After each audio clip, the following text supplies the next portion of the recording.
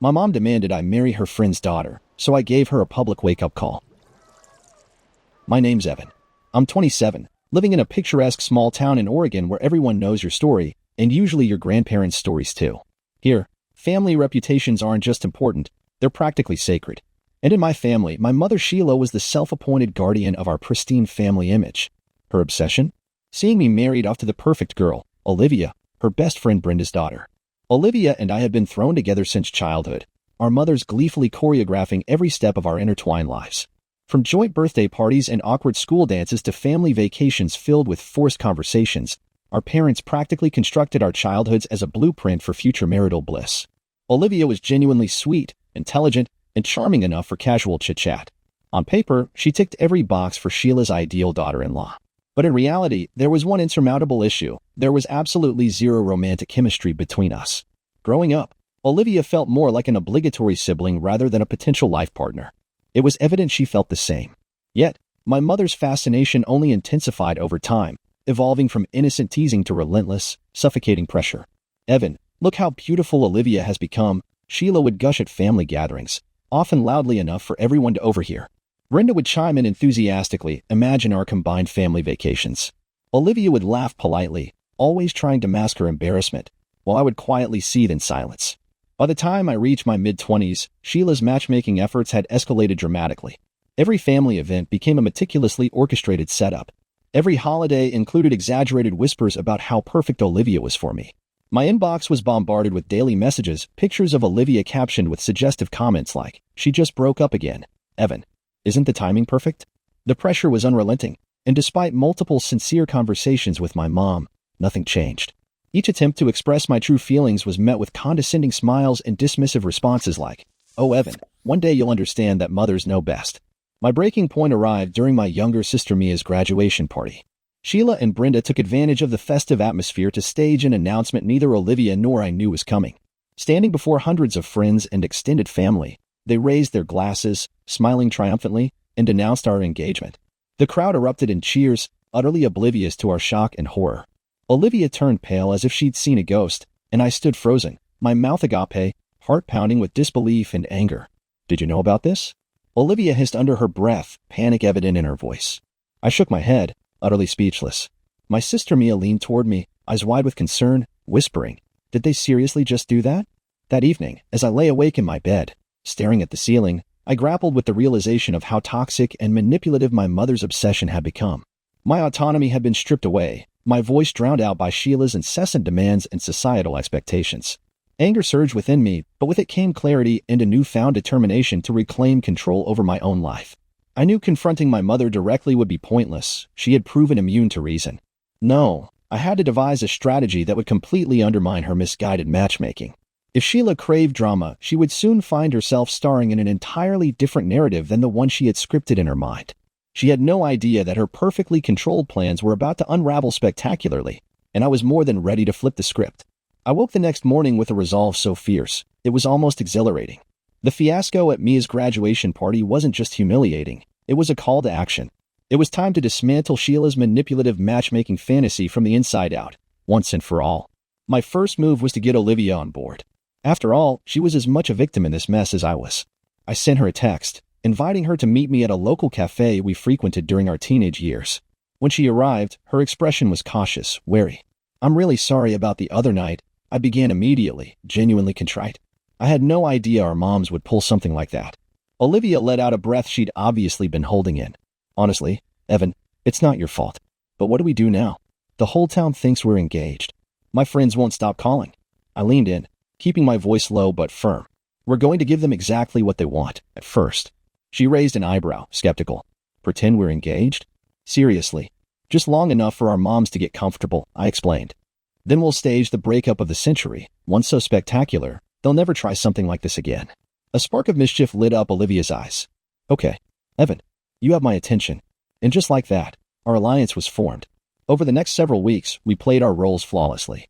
Public appearances became our stage, lunches, dinners, even posting pictures on social media, all designed to sell the illusion.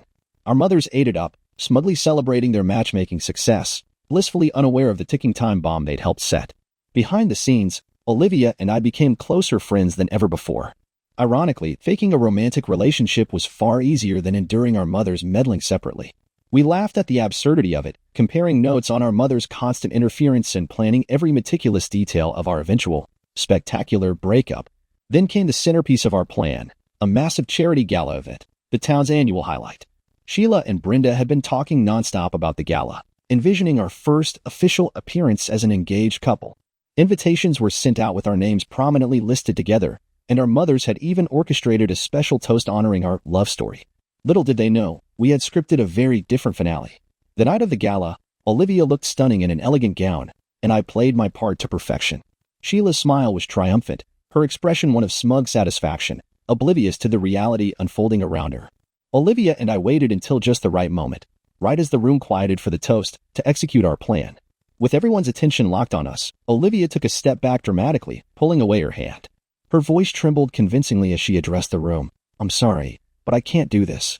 I can't marry someone I'm not in love with just because our mothers want us to. Evan, you deserve real happiness, not this arrangement." The room erupted into gasps. Sheila and Brenda exchanged frantic, confused looks. Seizing the moment, I stepped forward, playing the stunned fiancé perfectly. "Olivia's right," I said, my voice clear and steady. "We care deeply for each other as friends, but marriage should never be a decision made by anyone other than the two people involved." And frankly, we were exhausted from being puppets in someone else's fairy tale. As murmurs filled the room, Sheila's face drained of color, her carefully crafted facade shattering like fragile glass. Olivia's eyes met mine, sharing a private victory hidden beneath the public drama. We left separately, our job complete, leaving our stunned mothers and gossiping townsfolk in our wake. That night, as I drove home alone, a weight lifted off my shoulders. I wasn't just reclaiming my autonomy, I was redefining my future on my own terms. It felt like the first breath of fresh air I'd taken in years, and I knew, no matter how challenging the fallout might be, it would be worth every second of freedom I'd finally won back. The following morning dawned brightly, sunlight streaming through my curtains as if to underline my newfound freedom. Yet, despite the liberating chaos of the previous evening, my heart was heavy with anticipation of the fallout that surely awaited. My phone buzzed incessantly, a deluge of messages from family members, friends, and even distant acquaintances, all wanting details or expressing opinions about the spectacle Olivia and I had created. Some praised our bravery, others chastised our audacity. However, the most dreaded name finally lit up my screen. Sheila. Her voice was calm when I answered, but dangerously edged with suppressed fury. "Evan, come home immediately. We need to talk." The drive felt surreal. Each mile toward home stirred a blend of anxiety and defiance within me. The house loomed before me, a fortress that had once felt warm and inviting but now radiated tension. Sheila waited in the living room, arms folded, her expression icy. "What was that last night?" She began without preamble, her voice eerily controlled. "Do you realize how much embarrassment you've caused this family?" I held my ground. "Mom, I tried telling you countless times that I didn't want this arrangement. You never listened. Last night was me finally making sure you did." She shook her head, incredulous. "You humiliated us in front of the entire town, Evan. You could have handled this privately." "Privately?" My voice rose slightly, frustration bubbling to the surface.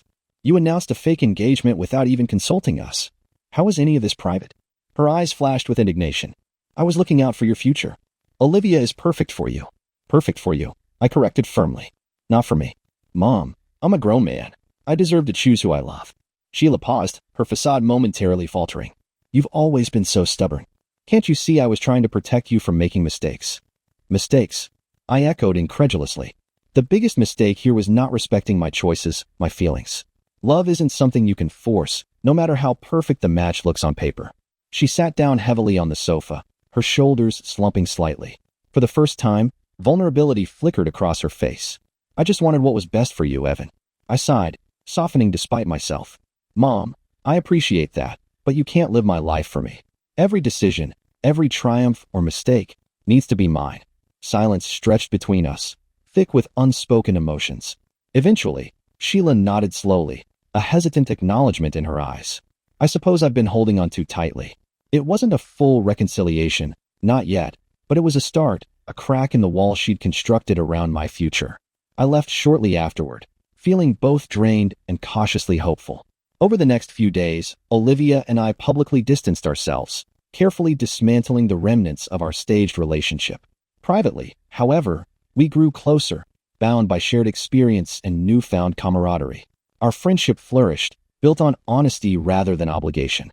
At work, colleagues whispered conspiratorially, but ultimately showed quiet respect for my stand against familial manipulation.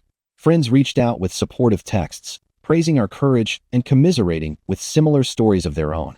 The community's reaction was mixed. Some saw us as rebellious troublemakers, while others commended our bravery in standing up to traditional pressures. Yet, regardless of their opinions, everyone seemed to recognize that a significant shift had occurred. The rigid expectations and outdated norms Sheila had fiercely upheld had been openly challenged.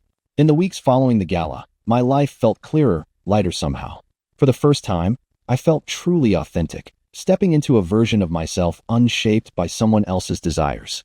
However, as much as I wished the drama was entirely behind me, a lingering unease whispered that Sheila's surrender had come too easily. Knowing my mother, there would be more to come. But this time, whatever lay ahead, I was ready to face it on my terms. Update. Just when I thought the storm had passed, life reminded me that the calm was merely an illusion. 2 weeks after the confrontation with my mother, another message popped onto my screen. This time from Brenda, Olivia's mother. The name alone sent a chill of apprehension through me. Can we meet? I promise it's important. Her text read, devoid of hostility, yet brimming with urgency. Curious and slightly wary, I agreed to a neutral setting. A small cafe downtown, a safe distance from our homes and histories. Brenda was already seated when I arrived, fingers nervously drumming the table, coffee untouched before her. Thanks for coming, she began awkwardly as I slid into the opposite chair. What's this about, Brenda? I asked cautiously, fully prepared for another lecture or plea on behalf of our parents' tangled schemes. Instead, she surprised me completely. I need to apologize, she said, her voice sincere and clear. I had no idea Sheila would go so far with this. Olivia's been miserable. I've never seen her so upset, and that's partly my fault. Her eyes filled with genuine remorse. Sheila and I thought we knew best. We convinced ourselves it was harmless matchmaking, never considering how it was affecting you too. We were wrong, Evan. Completely wrong. I sat there, taken aback. Brenda had always been Sheila's steadfast ally in this plot. Hearing her speak with such openness and regret shook my resolve slightly. Thank you for saying that, I responded slowly. But what exactly brought this change of heart? She sighed deeply, stirring her untouched coffee. Olivia confronted me last night. She told me about your plan at the gala, how you two staged it to finally reclaim your lives. At first, I was furious, but then, after she left, I couldn't sleep. I kept thinking about how brave you both were, how you stood up for yourselves despite the consequences. Her voice softened further. I've spent so long trying to guide Olivia that I forgot to respect her. She deserves better than that. And so do you. I nodded, feeling an unexpected warmth toward Brenda. We appreciate that more than you know. It hasn't been easy, especially with Sheila still so upset. Brenda's expression hardened slightly. Sheila's stubborn, Evan. She believes deeply in tradition and her idea of family duty. But even she can't deny reality forever. Give her time. She's proud, but she loves you more than she'll ever admit. Our conversation shifted to lighter topics, family stories, shared memories from my childhood with Olivia. By the time we parted, I felt something close to relief. It was strange, finding an ally in someone I'd once considered an adversary. When I returned home, my mind buzzed with thoughts about Sheila. Maybe Brenda was right. Perhaps there was a chance for genuine understanding eventually, even if it felt impossible now. The weight I'd carried since the gala began to ease, replaced with cautious hope. Olivia and I met up later that evening. When I told her about my conversation with Brenda, she exhaled deeply, visibly relieved. Mom told me about your talk, she confessed quietly. For the first time, I think she genuinely understands how we feel. As we sat under the evening sky, stars blinking into view, Olivia turned to me, her eyes thoughtful. Funny, isn't it? Out of all this chaos, we found a real friendship. I smiled warmly. Guess some good things do come from disasters. We laughed softly, comfortable in a silence that spoke volumes. Despite the turmoil we'd endured, our bond had become undeniably authentic. And suddenly, the future felt less like a battle to fight and more like an adventure to embrace. Yet, even as tranquility settled briefly over my life, I knew my mother's next move was unpredictable at best. Whatever awaited, I was ready not out of defiance, but because I had discovered the true strength of choosing my path, my voice, and my happiness above anyone else's expectations. Life's irony often lies in the way clarity arrives precisely when you've stopped searching for it. In the aftermath of Brenda's surprising change of heart, I settled into a cautious optimism. The tension I'd carried for months seemed to diminish, allowing space for me to truly breathe and reassess my place within the family dynamic. My newfound peace was disrupted one Saturday afternoon by a hesitant knock at my door. Opening it revealed Mia, my younger sister, her face shadowed by concern and an unreadable urgency. "Can we talk?" she asked, glancing nervously over her shoulder as though fearing someone might overhear. I stepped aside, welcoming her in. Mia rarely involved herself in family drama, usually choosing to remain on the sidelines. Her sudden appearance hinted at something significant. Inside, she paced briefly, her anxiety palpable. "It's about Mom," she finally blurted out, halting abruptly to face me. "I overheard her talking to Brenda last night. She's planning something. She said she's going to fix this whole situation." My heart sank. Sheila's definition of fixing was notoriously subjective. "Did you catch any specifics?" I pressed gently, attempting to hide the dread creeping into my voice. Mia shook her head, frustrated. "Only that she mentioned some family gathering next week.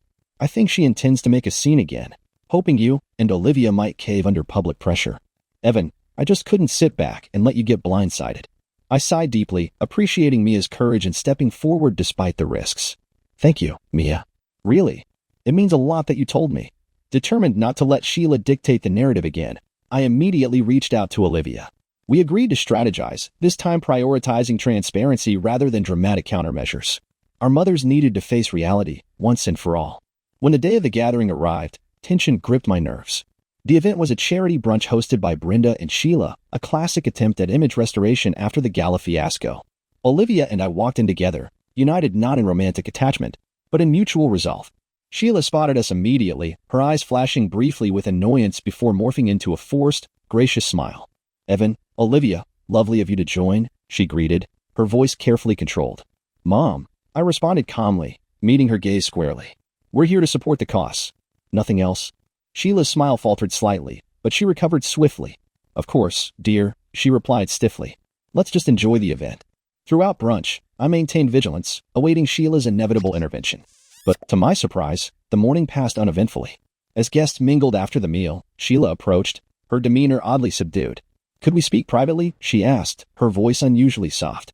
Reluctantly, I followed her to a quiet corner, bracing myself for confrontation. Instead, she surprised me.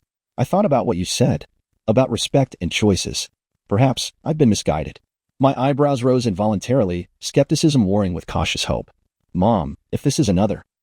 She raised a hand, silencing me gently. "No tricks, Evan. You're right. I've controlled things too tightly. I believed I was protecting you, but I see now I was suffocating you instead." For a moment, silence stretched between us, weighted with years of misunderstanding. Finally, I spoke softly. "Thank you for saying that. It means more than you know." Sheila offered a small, genuine smile. "I won't pretend it'll be easy for me to step back, but I promise to try." As we returned to the gathering, relief washed over me like a healing balm. Olivia caught my eye across the room, questioning silently. I nodded subtly, communicating everything in that quiet exchange. Perhaps real change was finally possible. Not explosive, nor dramatic, but a gradual shift towards understanding and mutual respect. I recognized that the journey wasn't finished. Relationships required effort and patience. Yet, as I mingled, genuinely enjoying the event for the first time in recent memory, I realized that true freedom wasn't merely breaking away from expectations. It was forging authentic connections grounded in honesty and respect. No matter what the future held, I was prepared, anchored firmly in the strength I'd reclaimed by choosing my own path. Update.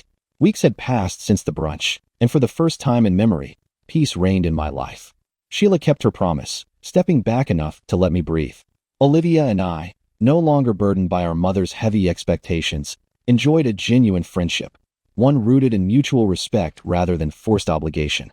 As spring unfolded around us, it felt symbolic, a fresh start, a chance to redefine who I was outside of family drama. I spent more time exploring my passions, reconnecting with hobbies I'd set aside during years of family pressure. Olivia pursued her interests too, diving into a new career path with contagious enthusiasm. One evening, as twilight painted the sky in hues of orange and purple, my phone vibrated. A call from Sheila. I answered cautiously, bracing for old patterns to reemerge. "Evan," her voice sounded hesitant, softer than I was used to. "I wanted to talk about something important. In person, preferably." Intrigued, I agreed, meeting her at our family's favorite lakeside park. She waited on a bench overlooking calm waters, looking contemplative and unusually gentle. "I've done a lot of reflecting lately," she began without preamble. Her gaze remained fixed on the distant horizon.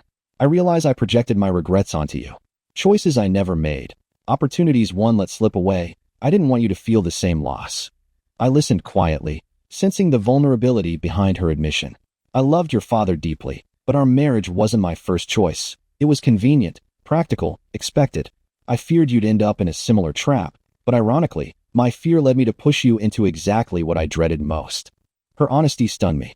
For the first time, Sheila wasn't hiding behind pride or control. Mom, I responded softly. I appreciate your honesty. I never knew.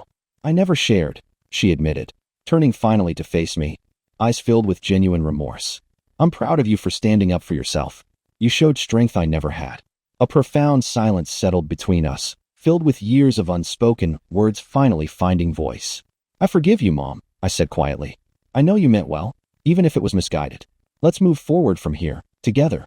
Her eyes glistened with tears, a rare display of emotion. I'd like that, she whispered. Walking back to our cars, something fundamental had shifted between us.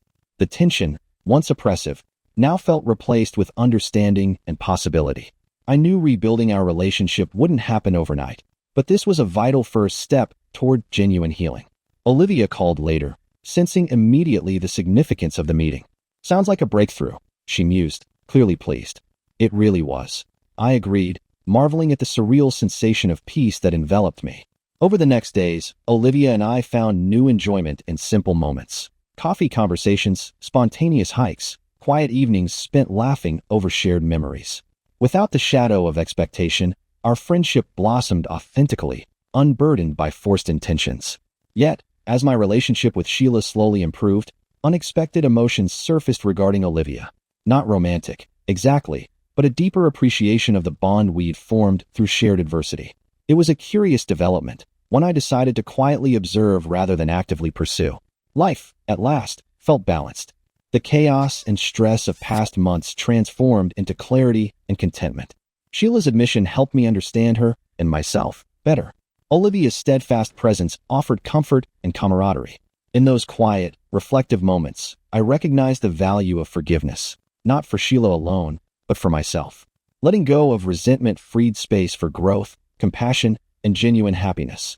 Though uncertainties remained, I felt prepared.